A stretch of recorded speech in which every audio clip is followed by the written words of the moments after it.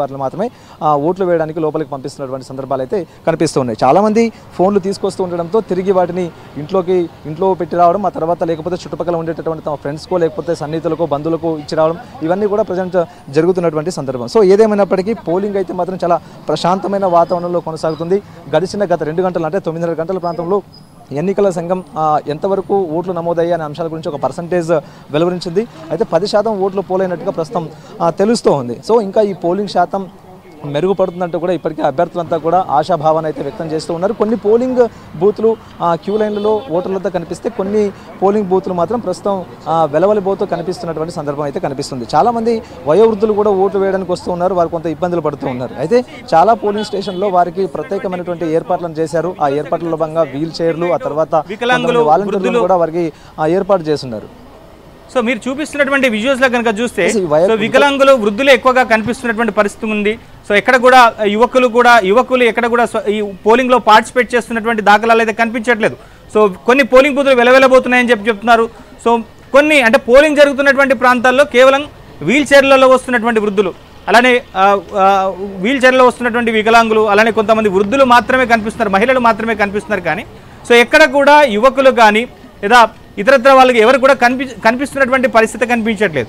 So ఏమనిపిస్తుంది అంటే అక్కడ మీరు రిపోర్టింగ్ చేస్తున్నారు కదా, సో అక్కడ పోలింగ్ బూత్లలో కనుక చూస్తే మీకు ఏమనిపిస్తుంది అంటే పోలింగ్లో పార్టిసిపేట్ చేసేటువంటి ఓటర్ల కంటే కూడా నాయకుల హడావిడి అక్కడ ఎక్కువగా కనిపిస్తున్నట్టుంది, నిజమేనా?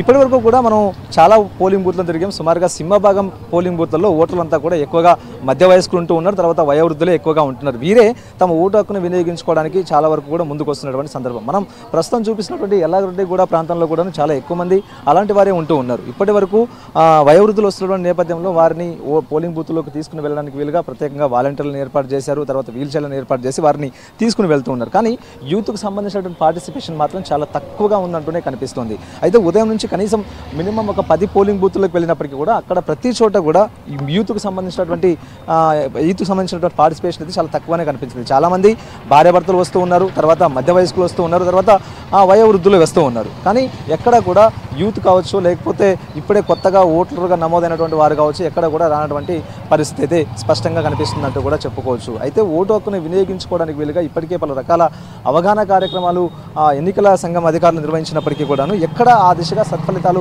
కనిపించడం లేదు. ప్రతి చోట కూడా చాలామంది యూత్ అయితే మాత్రం ఈ ఎన్నికలు దూరంగా ఉన్నట్టుగానే కనిపిస్తోంది. అయితే ఇప్పటికీ కేవలం జస్ట్ 3 గంటలు మాత్రమే గడిచింది కాబట్టి ఇంకా సాయంత్రం 6 గంటల వరకు కూడా ఈ పోలింగ్ కొనసాగేటటువంటి అవకాశం ఉంది. సో అప్పటి వరకైనా సరే ఈ పోలింగ్ సంబంధించిన సరళిలో మార్పు వస్తుందా అనేటటువంటి అనుమానం అయితే ప్రస్తుతం కలగమానదు. ఎందుకంటే చాలా చోట్ల కూడా ఇప్పటికే ఖాళీగానే కనిపిస్తున్నాయి. ప్రస్తుతం నేను చూపిస్తున్నటువంటి ఎల్లారెడ్డిగూడలోని 3 పోలింగ్ బూత్లో కూడా కేవలం 279లో మాత్రమే క్యూ లైన్లో ఓటర్లు ఉన్నారు. కానీ మిగతా 278 కావచ్చు లేకపోతే 277 కావచ్చు, వీటిల్లో కూడా చాలా వరకు కూడా ఖాళీగానే కనిపిస్తున్నటువంటి సందర్భం. సో ఈ లెక్కన పోలింగ్కి సంబంధించినటువంటి శాతం కావచ్చు ఇందులో ఏదైనా గతంలో పోలిస్తే ఈసారి మెరుగుపడే అవకాశం ఉందా అంటే చాలా వరకు అనుమానాలే కనిపిస్తూ ఉన్నాయి.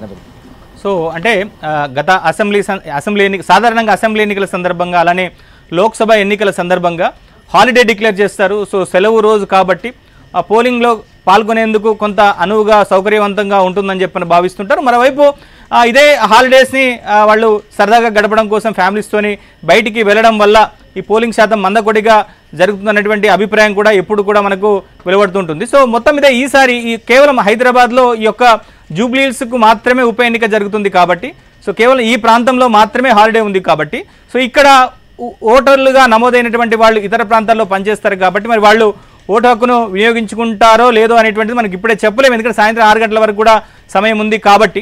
సో గత అంటే 2023 అసెంబ్లీ ఎన్నికల సందర్భంగా 47.58% పోలింగ్ నమోదైతే, సో లోక్సభ ఎన్నికల సందర్భంగా కేవలం 45.5% మాత్రమే పోలింగ్ నమోదైంది.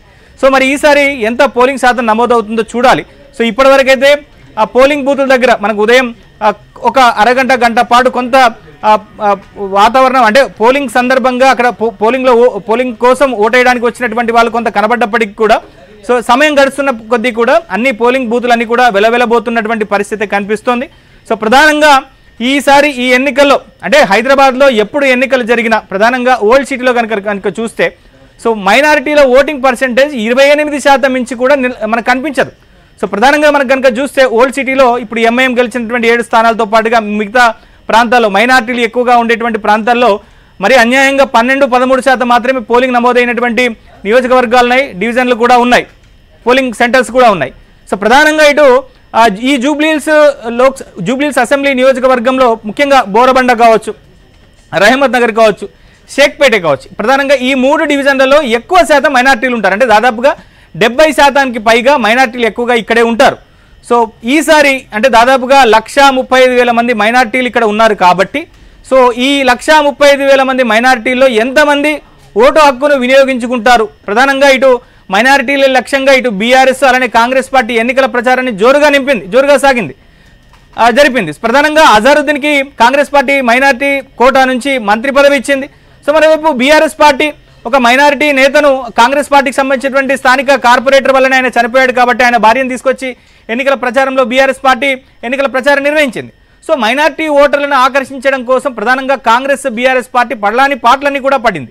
సో ప్రధానంగా ఈ 3 డివిజన్లలో అసలు ఎట్లాంటి వాతావరణం ఉంది? సో మైనారిటీలు పోలింగ్ బూతుల దగ్గరికి వస్తున్నారా? ఓటింగ్లో స్వచ్ఛందంగా వాళ్ళు పాల్గొంటున్నారా?